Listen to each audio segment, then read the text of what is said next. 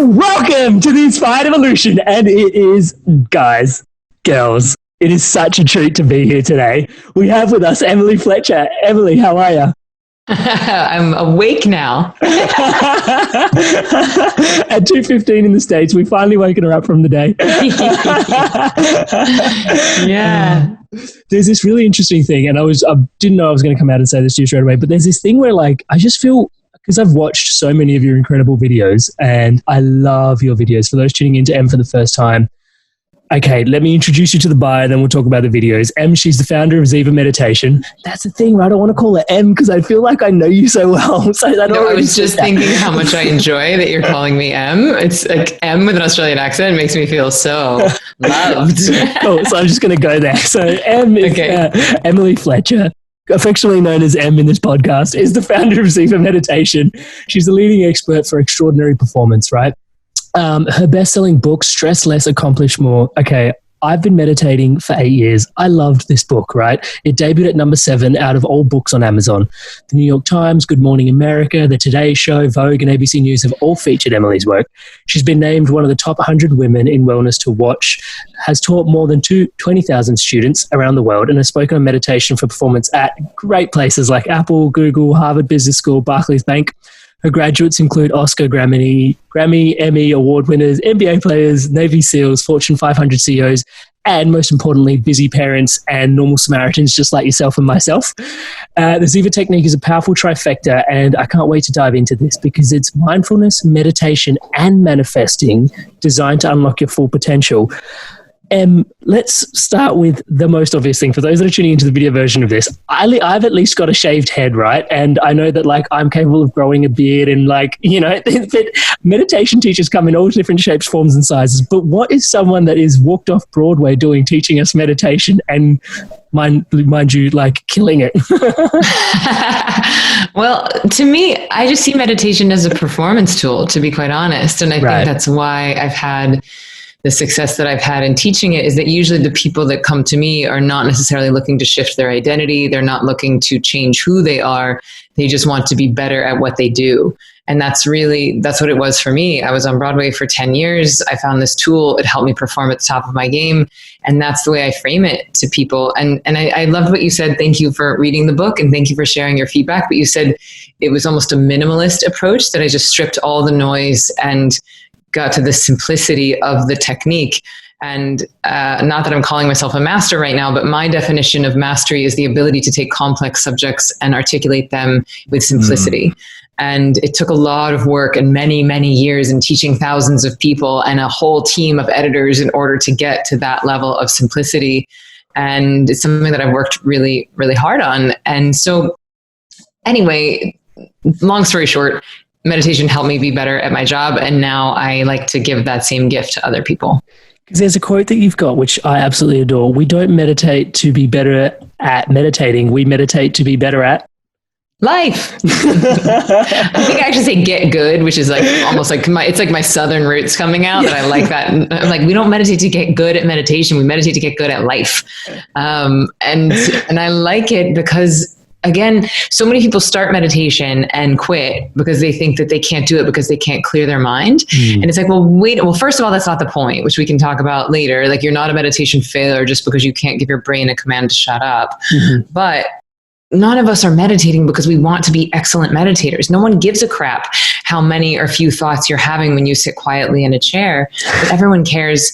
I'm going to sneeze. Bless you. Thank you. So no one cares how many or few thoughts you're having when you sit quietly in a chair, but everyone cares how good you are at life. You know, how kind are you? How present are you? How compassionate are you? How creative are you? How intuitive are you? And these are all very real benefits of meditation. And none of those benefits have anything to do with how adept you are at telling your brain to shut up. So a lot of us are running around feeling like meditation failures because we're judging ourselves based on misinformation. So tell me a little bit about your backstory. So how did you end up going from, like, what was going on in your head? So were you trying to clear your mind when you first came to meditation? I had no idea what meditation was really and I realized what a luxury that is now, because I started meditating 11 years ago and I started teaching 9 years ago. And so I used to have the luxury of taking people from zero to meditation. Now I have to undo everybody's preconceived notions because they got 3 meditation apps on their phone that they're not using, and so I got to undo that noise before I can be like, hey, here's something that you might actually stick to it because you're going to see a return on your time investment. But what was going on for me is that I was on Broadway. I've been performing for 10 years. My last show was a chorus line. Yeah. My job was to understudy 3 of the lead roles. So you never know which character you're going to play. So that led to a lot of stress and anxiety. I was going gray. I was having insomnia for 18 months. I was getting sick. And I took this course. I signed up for this 4-day course. On the first day of my first course, I was meditating. I didn't know what that meant. I didn't know I should be clearing my mind or anything else. And so I just liked the way I felt. And then that night I slept through the night for the first time in 18 months. And I have every night since. That was 11 years ago. Then I stopped going gray. I'm 40 now. I don't have gray hair.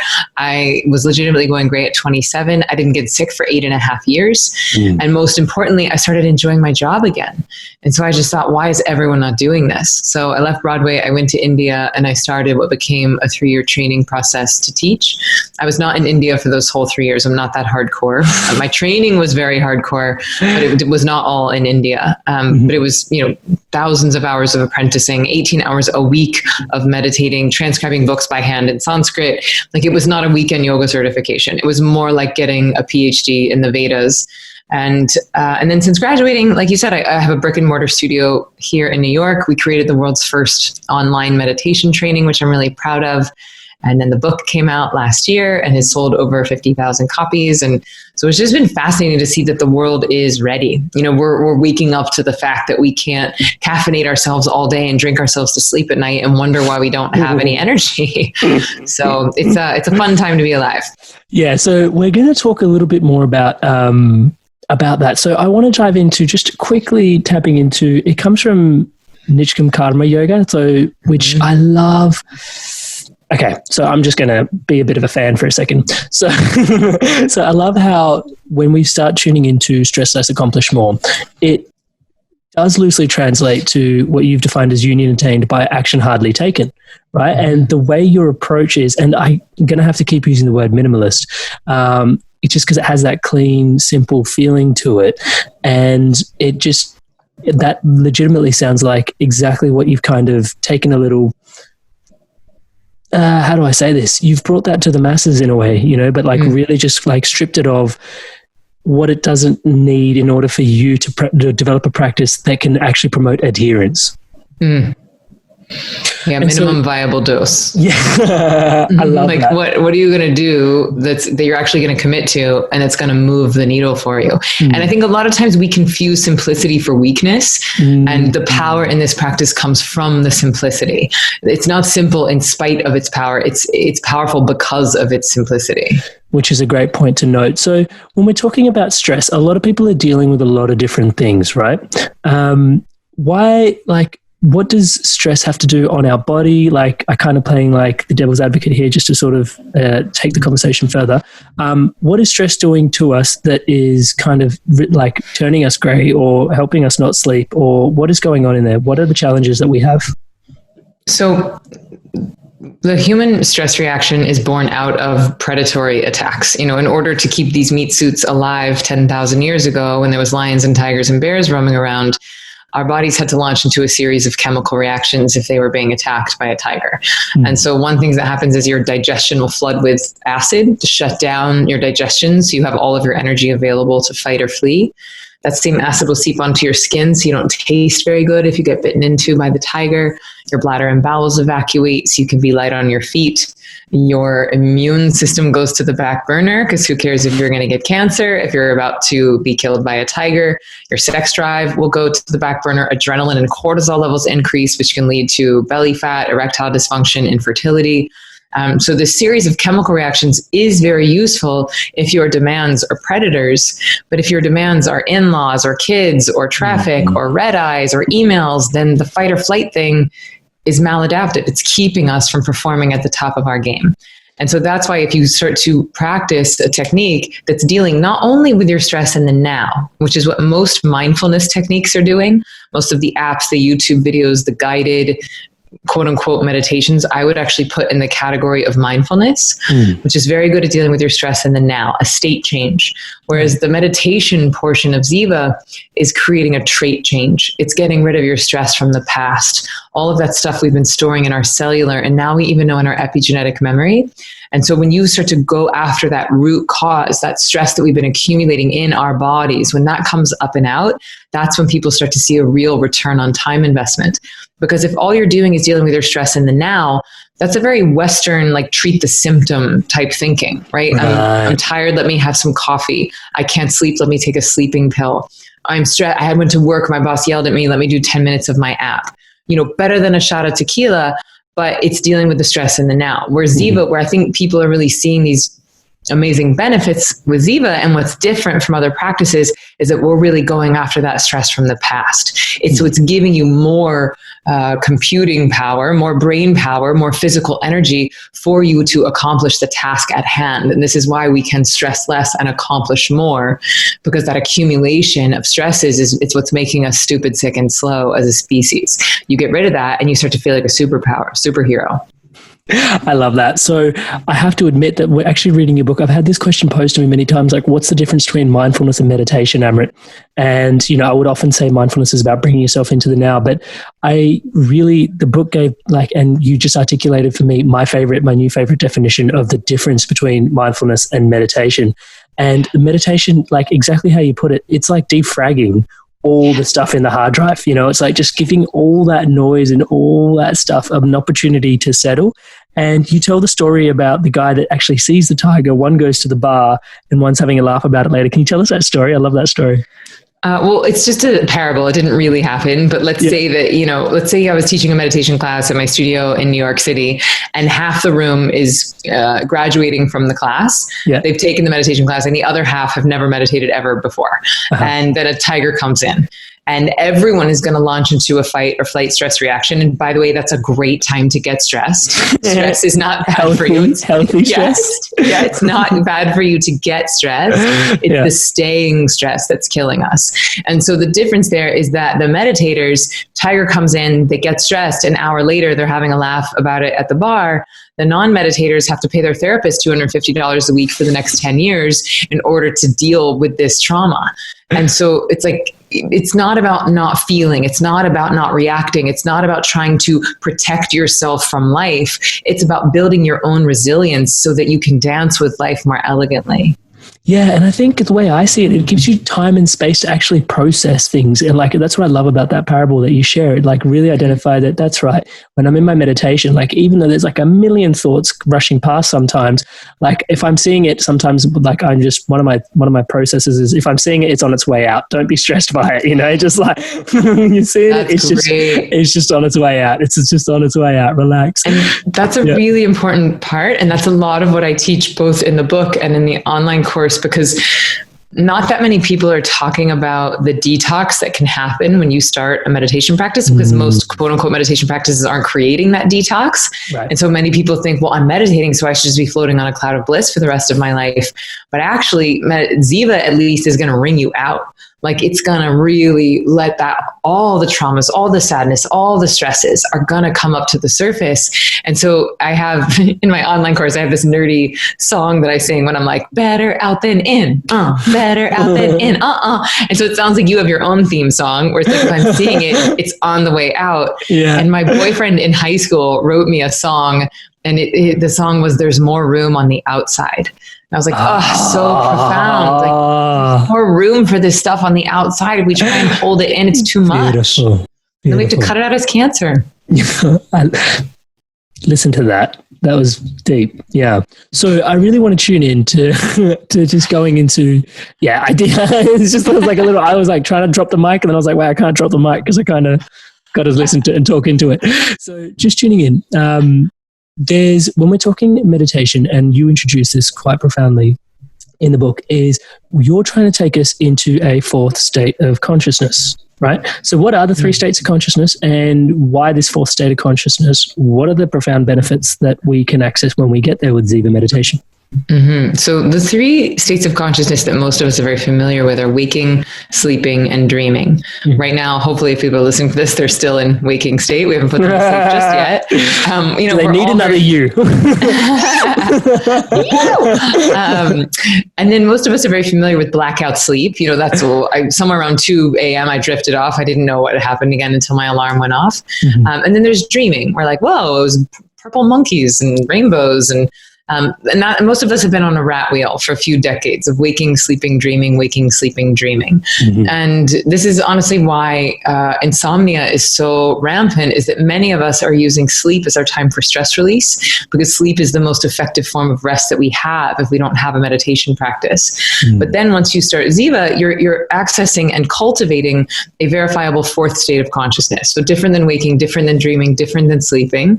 It's where the right and left hemispheres of the brain are functioning in unison, and you're giving your body rest that is about 5 times deeper than sleep, somewhere between 2 to 5 times deeper than sleep.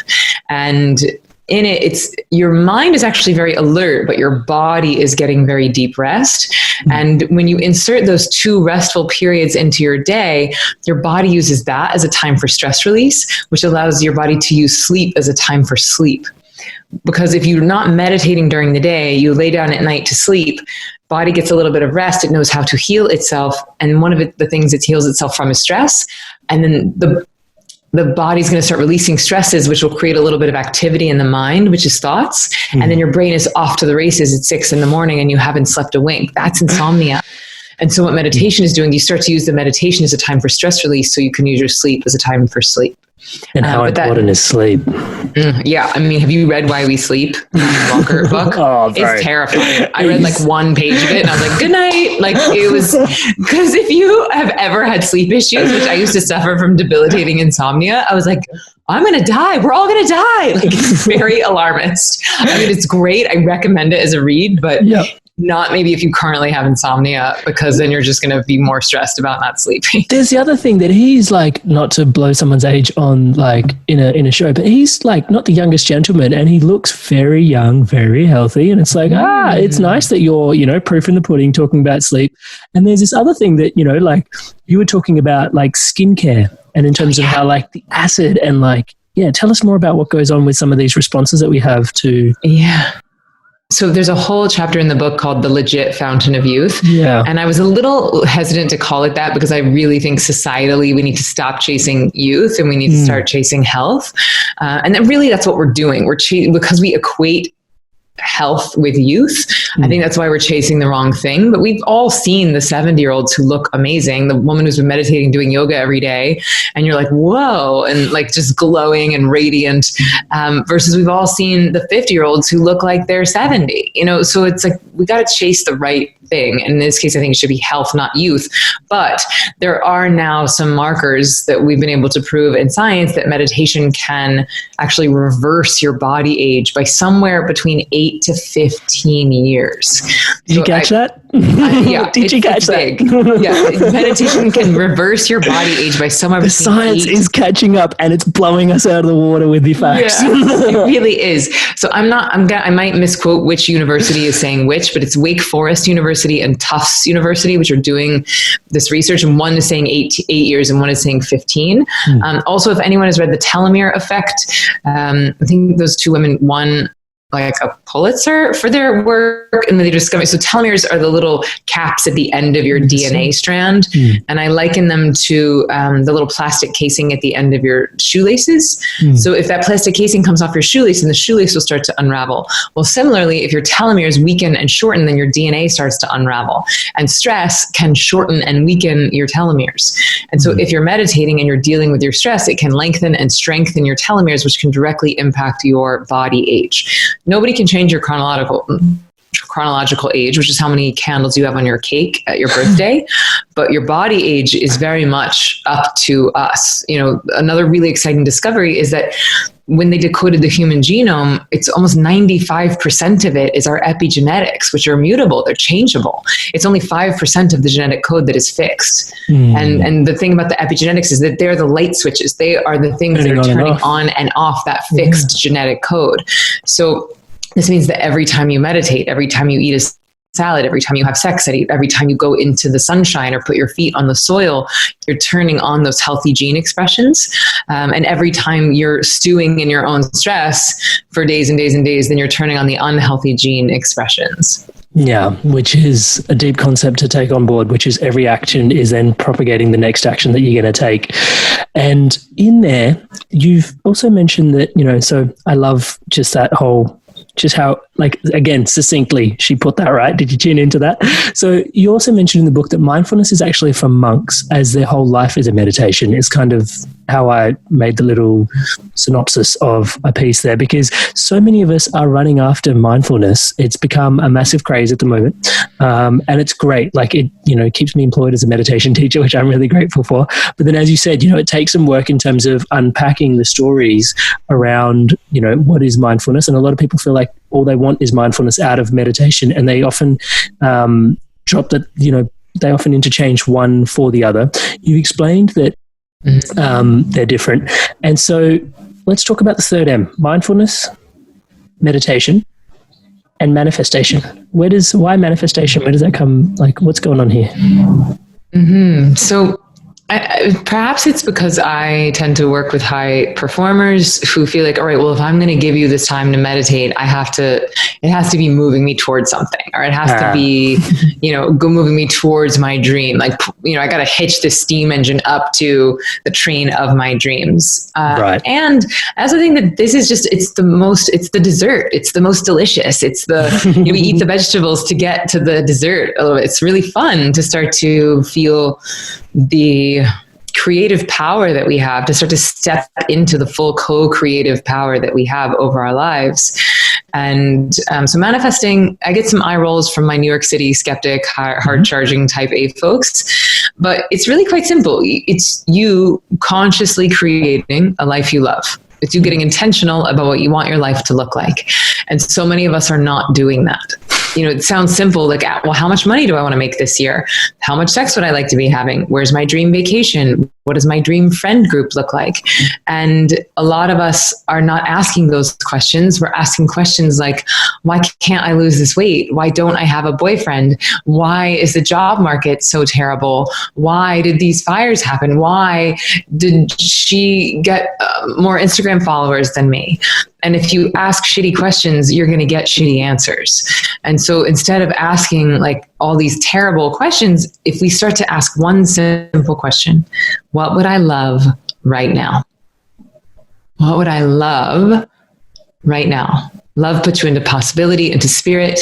What do I want? Or what would I love now? Not what was my dream when I was 12. Not what did I major in college. Not what's going to make my parents proud. Not what's going to look good on Instagram in 2 days. What would I love now? And so that's the simple part of manifesting. The trick, if there is one, is imagining the dream as if it's happening now.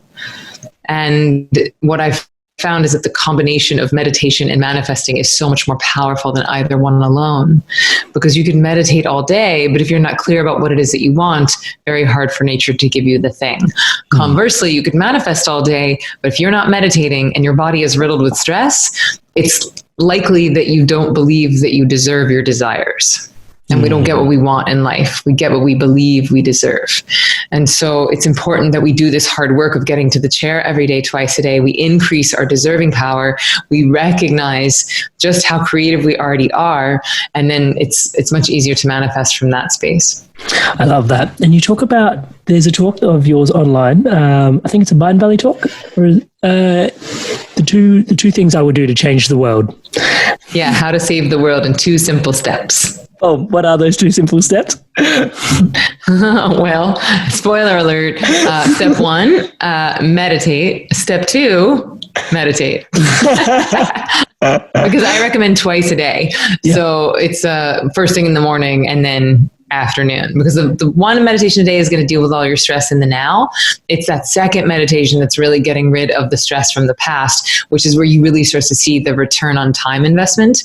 And just to give the Cliff Notes version of that talk, what I'm really saying is you have to go to the root cause. You have to alleviate the stress so that you can usher yourself into higher states of consciousness, because no problem can be solved at the same state of consciousness with which it was created. And in that talk, I outline what I consider to be the three biggest challenges to this human species right now, the three big scaries.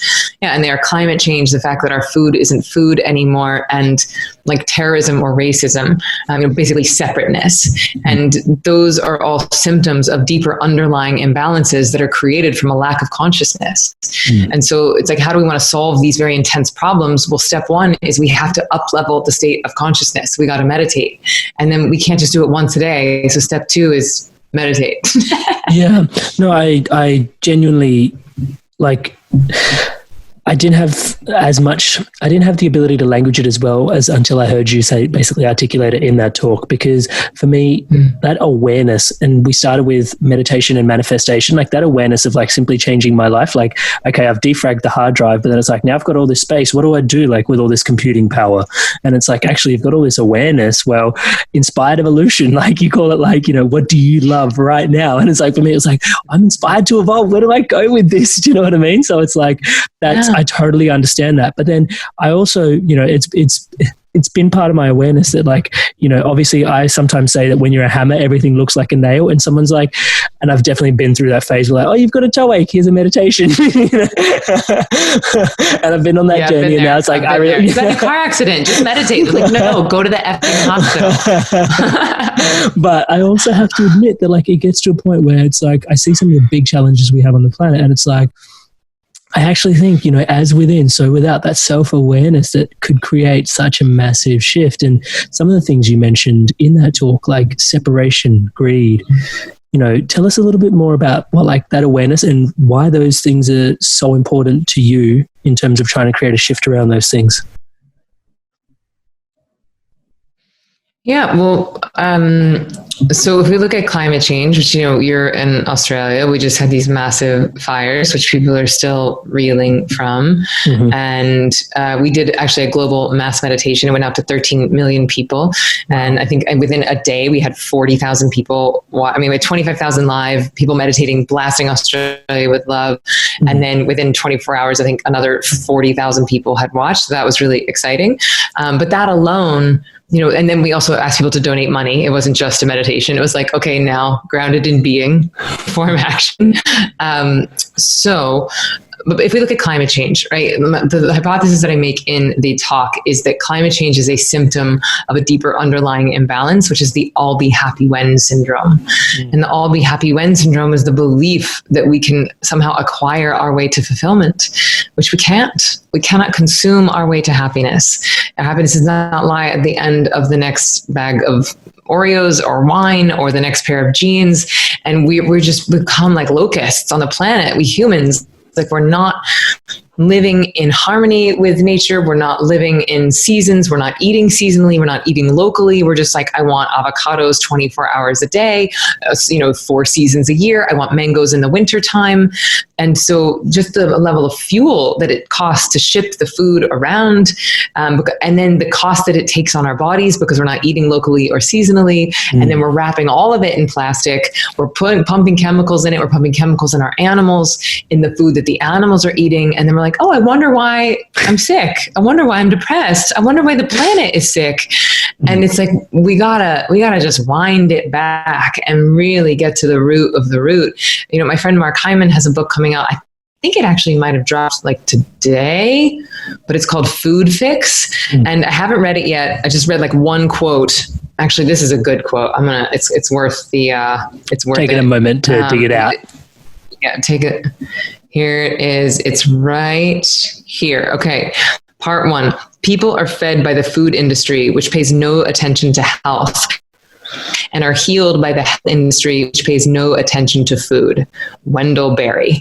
That's in Mark Hyman's book, Food Fix. So people are fed by the food industry, which pays no attention to health, and people are healed by the health industry, which pays no attention to food. what are we doing? And so anyway, the hypothesis that Mark is making in this book is that if we change what we're eating, we can heal not only our bodies, but also the planet. And he's talking about regenerative agriculture. He's talking about using meat as a condiment. So not that you have to totally go vegan, but it matters how the animals are being farmed, how they're being killed, what they're eating. It matters how much we're consuming of it. And this is getting a little too tactile. The point of the story is that if you get rid of the stress in your nervous system, if you increase your state of consciousness, what I've seen for myself and what I've seen in many of my students is that you stop becoming so consumptive, so that you're just like, oh, let me just drink and smoke and caffeinate and acquire money and girlfriends and followers just because I'm trying to fill some internal void.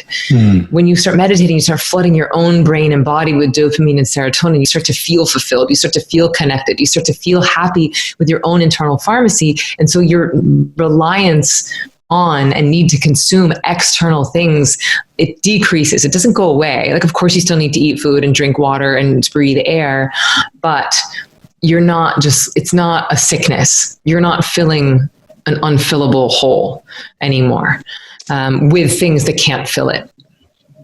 So there's that piece. And then and then as far as the other scaries, the fact that our food isn't food anymore, I kind of went into that with climate change, but that to me is born out of greed.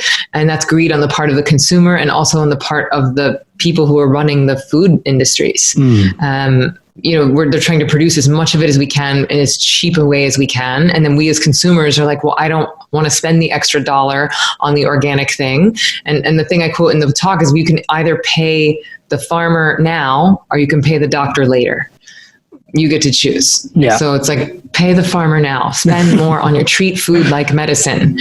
And then, we'll have to all vote with our dollars and start to support companies that are practicing ethical practices, both for animals and plants and the planet. Doing the best they can do. Yeah, that's right. And then the third piece is like racism or terrorism, which is really a symptom of separateness. And when you start meditating, the connection between your dorsomedial prefrontal cortex, which is the piece of your brain that processes information about people who we perceive as separate, that starts to connect to the insula, which is the empathy center. So you start to have more empathy for people who you previously perceived as separate from you. So I'm white, you're black, I'm Republican, you're Democrat, I'm gay, you're straight. It's like we start to see more unity versus division.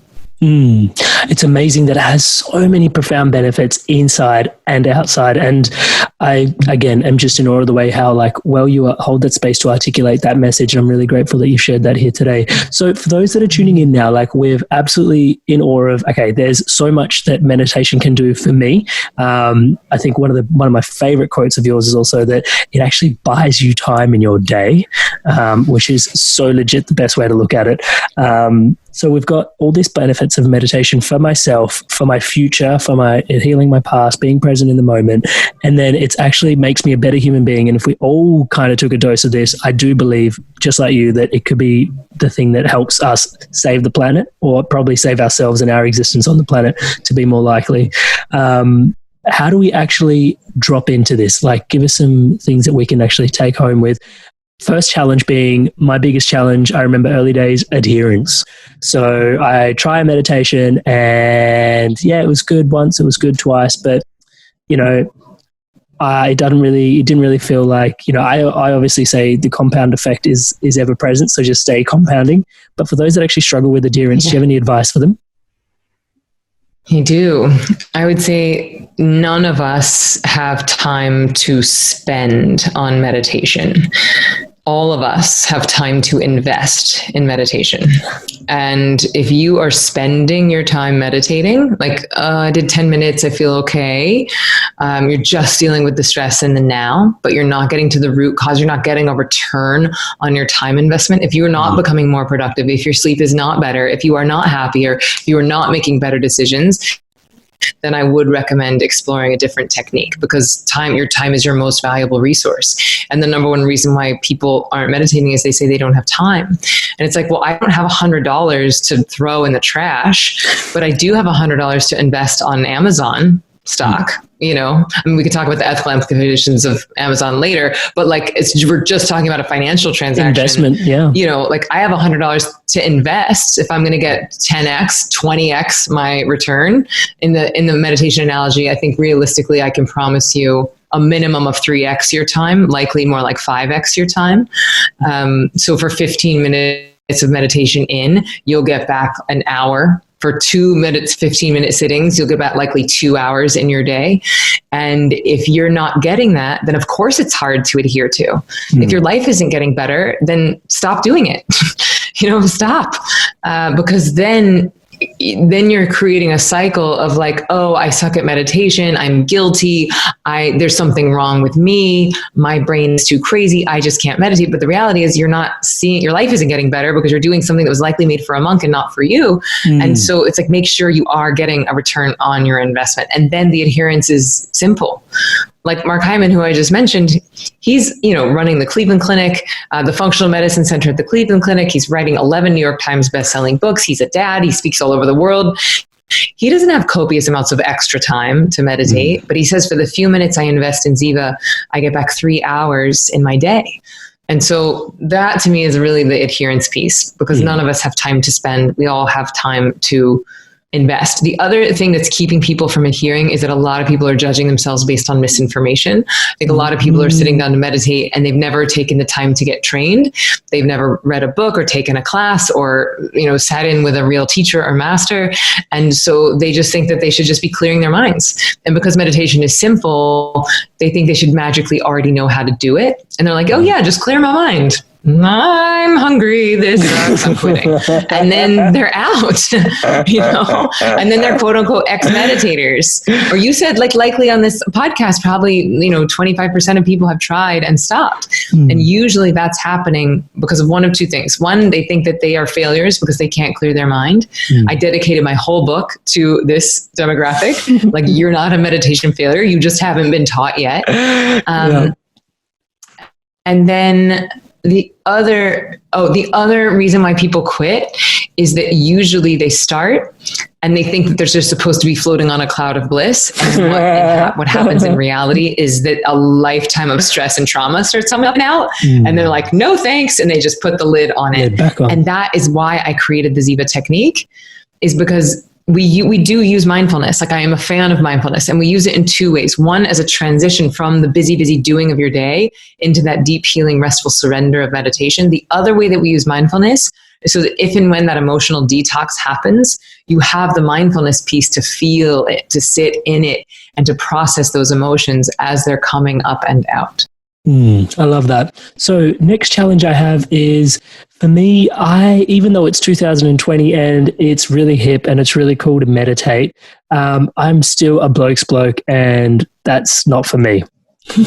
What do you say? So to that, I would say, take a look at the world's highest performers, the elite athletes, the Olympians, the world's wealthiest entrepreneurs, the people who are changing the planet for good, the NFL champions, the NBA champions.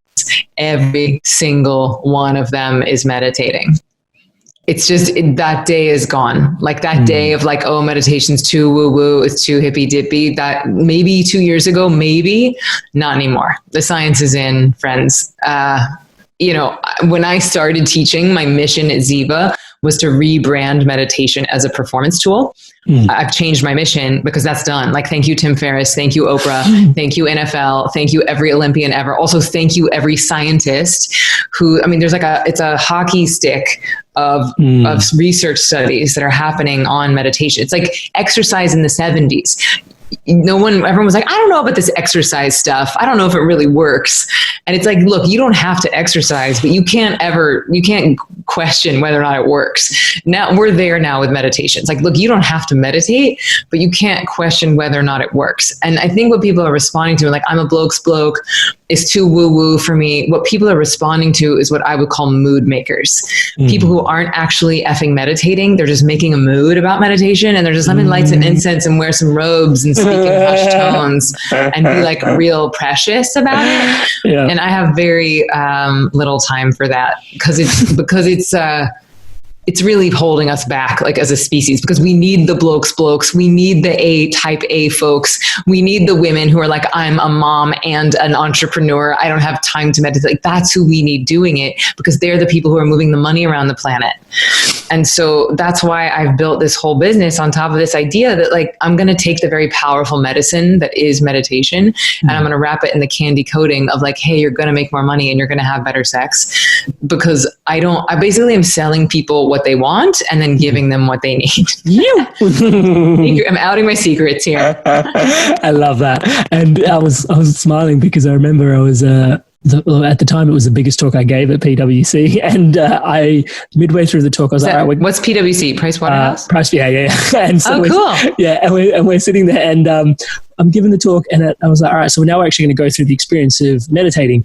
And I asked one of the gentlemen in the room to bring me a lighter, and he was like, a lighter? And I was like, yeah, I'm just going to light some incense. And the whole energy in the whole room changed. And I was just like, I'm totally kidding. Oh, that's good. That's good. I might steal that. Can I steal that? Totally. Oh, that's good. On the mission together. Okay. So one of the things, and I was not realizing that we'd get into it so early in the conversation, but I really wanted to just tune in. And this is totally woo-woo, but I just have to ask the question, because I ask myself this question a lot as well. Hey, and you're doing this on a bigger scale than even I am. So I want to tune into the fact that, yes, you're talking about meditation, mindfulness, and then manifestation, right? And you're talking about manifestation.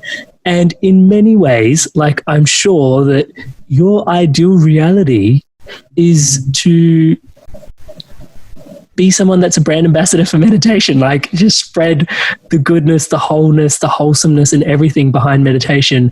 And lo and behold, it's 2020 and people are actually open to it, and they're like having these conversations. I have these little pinch myself moments where it's like, wait, is this really reality? Like, I get to teach meditation. Like, this can actually be my life. Oh my God, it can support me. Oh my God, wait, what's going on? Like, do you ever have those moments yourself? Yes, I do. Especially because when I started 9 years ago, that was not the case. You know, it was the luxury I had was taking people from zero to meditation. So that was nicer that I didn't have to undo that, you know, the other misinformation. But now, like, the much better reality is that so many millions of people are already introduced to it. They already understand the science. They might not be meditating, but they at least know that it's good for them. So like, now my job is not to sell people on meditation. My job is to help them to break down the barriers that's keeping them from meditating, which is a very different job. You know, 9 years ago, I had to sell people on meditation. I had to be like, hey, y'all, it does this, this, and this. And now I just, like, everyone knows they should be meditating. No one's meditating. You know, and people are like, oh, do you think you missed the boat? And is it too late? Is it like, look, I might not be on Goop. Like, I might not be on Gwyneth's show because I'm not like woo-woo enough now, but we're not too late. Like, until you go home for Thanksgiving or go home for Christmas and your whole family is like, well, we'll have breakfast after we meditate. Like, that's when my job will be done. Love it. Make it a we ain't staple. there yet. Yeah. We are very far from that. And just one thing I wanted to tune in from the conversation you were sharing before when I was asking about, you know, one of my emulating problems is, you know, a lot of the people that are tuning in, maybe you're not high performance athletes or you're not CEOs, but just to tune that in, just to bring it home and make it really relevant, that, you know, it can help. Because I remember, like, one of my friends, she's a mother and she's a mother of two, and they're both under 3, and her, like, whoa, like, it's just really chaotic. And helping her meditate was an absolute blessing. Just to be able to give something to someone that you love so much is always just a blessing in itself, but also to reap the benefits, you know, that she then has. But the conversation is, sometimes we feel like, oh, but like a CEO is just focused on one thing, and that's, you know, his work. And it's like, no, or a high performance athlete is like, it's easy for him because he's just going to work to just basically work on his craft every day, and it's very easy for him. And we forget that, no, they're also parents as well, you know, and that they're also living a life. They've also got loved ones. They've also got challenges. They've also got wins. And so just reminding you that, you know, these high performance individuals are just like you at the end of the day as well, and they face maybe just some even bigger challenges than you have at certain times. And if it's good for them, it's good for us. So Can I trouble you? Can we go into a little taster of a Z meditation? Yeah, I'm happy to do an exercise together. Like, I think it'd be fun to do something. I just want to be clear that I don't want people to think that this is the Ziva technique, because while I would love to do that, it just takes me a bit longer. Because what I like to do is make people self-sufficient. There's a Z, and you've... So the Z technique is what I teach in the book. So if people are interested in that, it's chapter 8 of the book. I think chapter 12 in the Audible. And then I have an online course as well. And I just want to clarify, because a lot of people, if I do corporate talks or whatever, and I'll do an exercise, and people are like, wait, was that it? So this is like a glass of water that we're about to have. And if you're interested in getting in the ocean, then you can read the book or take the online class or come to New York or something. So let's see. Let's start. I think people would like balancing breath, which I don't know that I teach this in the book, but yeah, we'll start with the balancing breath. I think it'll be good. So we just take our thumb and our ring finger. If that's hard to do, you can use your pinky. But close your right nostril with your thumb and exhale through the left nostril. Good. Inhale through the left.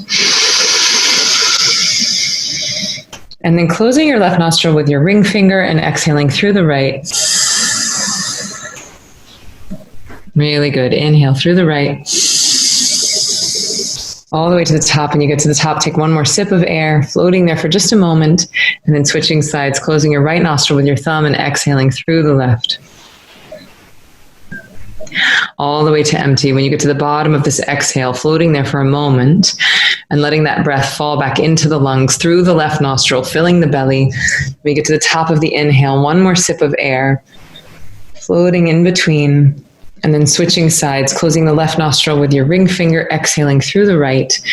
You can close your eyes if you haven't already. And on this next inhale, I invite you to imagine this breath and energy coming into the base of the spine, filling up your lungs, and imagining this energy traveling all the way up the spine. You get to the top of the inhale, one more sip of air, and then switching sides, and imagine sending that breath and energy right out through the middle of your forehead. One more cycle, inhaling, imagining the breath and energy coming into the base of the spine, traveling all the way up the spine, unlocking all of those energetic blockages, and then switching sides and sending that energy right out through the middle of your forehead, out into everything you want to create. Really good. And keeping your eyes closed, but dropping your hands in your lap. I recommend having your back supported, but your head free. With your eyes closed, feeling your forehead soften, letting your jaw go slack,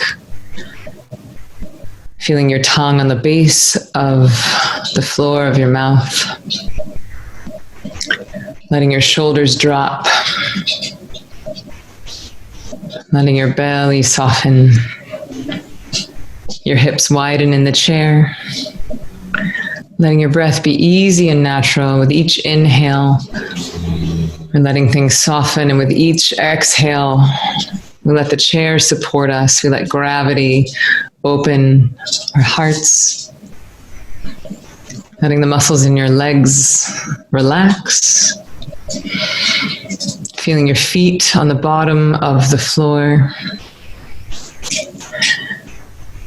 On this last inhale, imagine breathing into the top of the head, softening every single part of the body like beautiful molten lava, just dripping down the body, taking with it any stress, any anxiety, any tension, and just letting that ooze down your knees, your calves, your ankles, down through your feet, and with it taking all of the stress and just pouring it right down through the bottoms of your feet into the earth.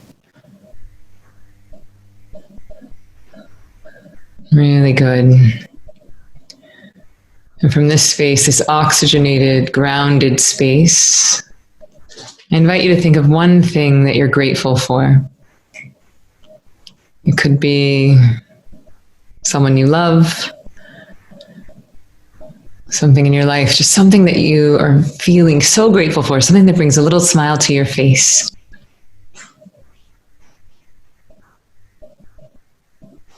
And from this space of groundedness and gratitude, let's ask that question, what would I love right now? What's one thing I would love right now?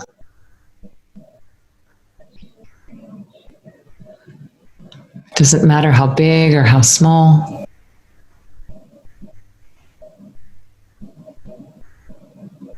And now, like you're a little kid playing pretend, imagining that dream as if it's unfolding all around you.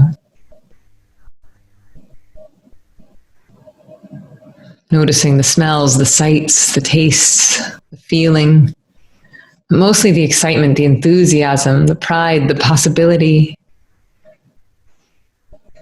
As you insert yourself into this dream as if it is your current reality.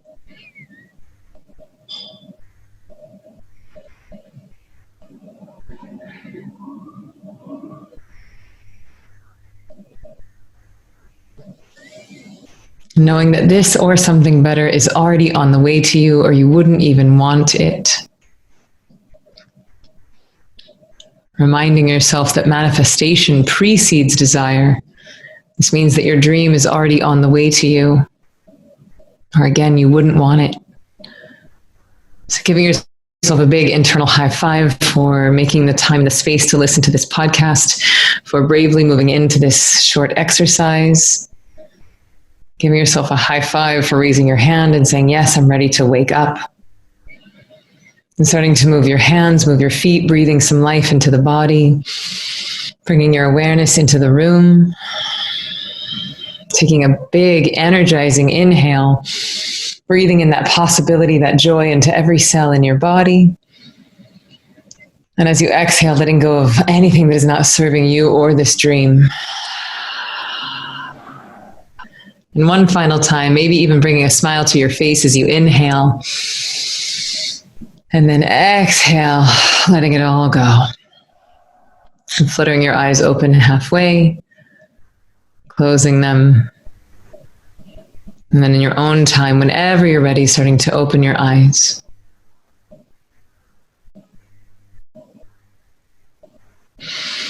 Bravo, high fives. Did it. We had our delicious glass of water. Wow. Thank you so much for guiding that. My pleasure. So short, so sharp, so simple, so smooth. Just, yeah. Thank you. Really appreciate that. Really, really appreciate that. There was something in there that I wanted to tune into is we talked about states of mind, and you talked about that fourth state of mind that we access when we're in consciousness. Sorry, still coming back. All good. And in that space, you talked about how dropping into that fourth state and then taking your manifestation exactly how you did for us just then was such a potent way to actually harness the mind to tune into what it is that you want. And I love that you did that for us there. What's the reasoning? Is there a reason behind that? Or is it just because you're so clear, it's a really good time to focus on clearly what you're trying to draw in? Well, a couple of things are happening. One, when you have the tools, when you learn the tools to de-excite, then you're able to hear your intuition more clearly. You know, if you're just in your left brain waking state, prefrontal cortex all the time, it's very hard to access or hear your intuition. So that's part of it, is you're able to even hear your own desires. Another piece of it, though, is much more profound, and that is that when we're stressed, the reticular activating system, or the RAS, which is a bundle of like hundreds of millions of neurons at the base of your brain, it's the brain's filtration device, and it's filtering out anything that isn't relevant. At any given moment, there's at least 1 million inputs available to us, and the brain can't comprehend all of those simultaneously, so it filters out the noise. And usually, especially if we're stressed, the reticular activating system is very concentrated on potentially life-threatening situations. Will this chair fall? Will a tiger come in? Is my girlfriend cheating on me? Am I going to get fired? You know, it's the doomsday machine. It's speculation station.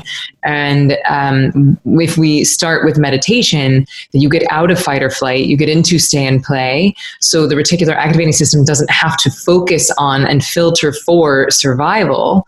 So then it has a lot more bandwidth available for you programming your own GPS and saying, well, this is the address of where I want to go. I want to win an Oscar. I want to play in the NBA. I want to start that company.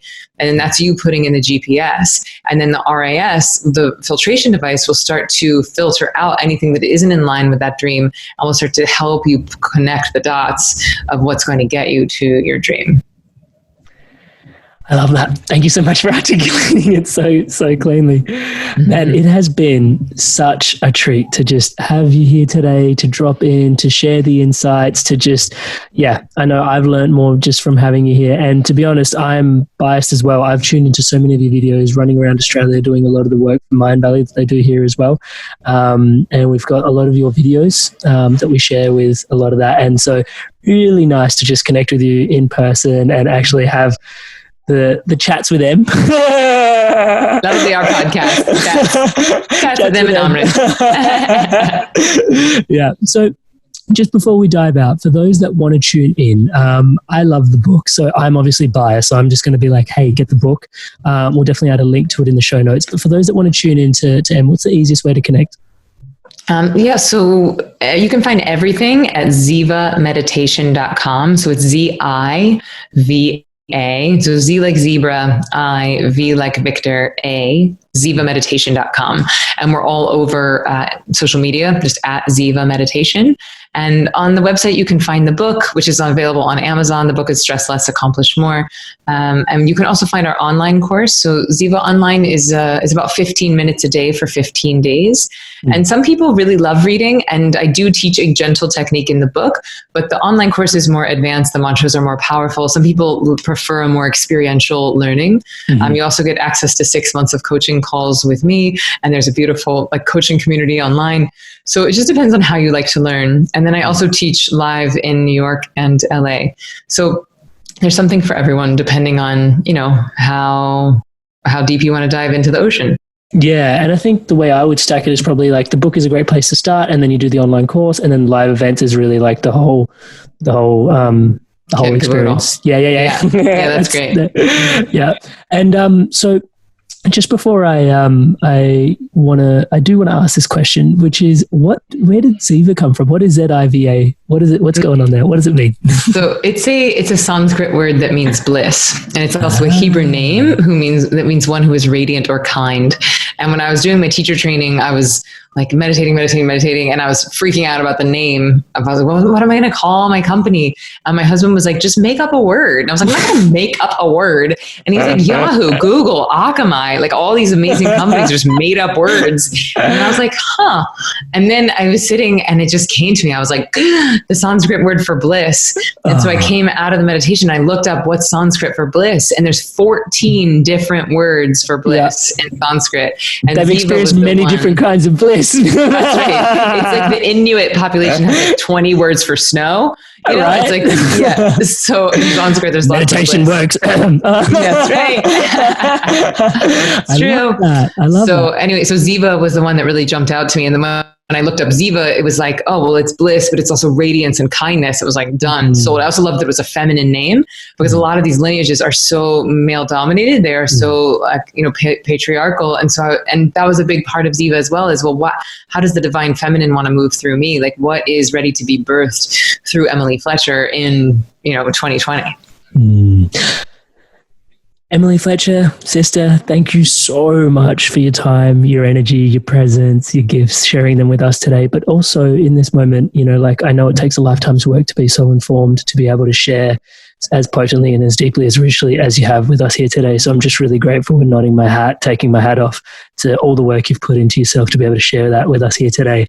And as always, on behalf of myself, the Inspired Evolution, the tribe, the community tuning in, thanks all for tuning in. Just wishing you all the best for the future, as always. And just one last little question, and it's totally existential in its nature. Beyond the meditations, beyond the skin suit, beyond all the travels around the world, and beyond Broadway, who is Emily? Learning. I love that. Thank you so much, sister. Really appreciate it. So lovely to connect with you. Thanks for having me. Thank you guys so much for tuning in to the Love of the Inspired Evolution and sharing the Love of the Inspired Evolution. If you feel like this content has supported you or may support anyone else that you know may resonate with the content of it, please share away and share the love around. Thank you guys so much. And to stay up to date on whatever's coming out with the Inspired Evolution, please subscribe. There's all these links in the bio for you to tune into the episodes and all these different platforms. Just just so the message can get to you and your loved ones. Thank you so much for all your love and support. Stay inspired to evolve.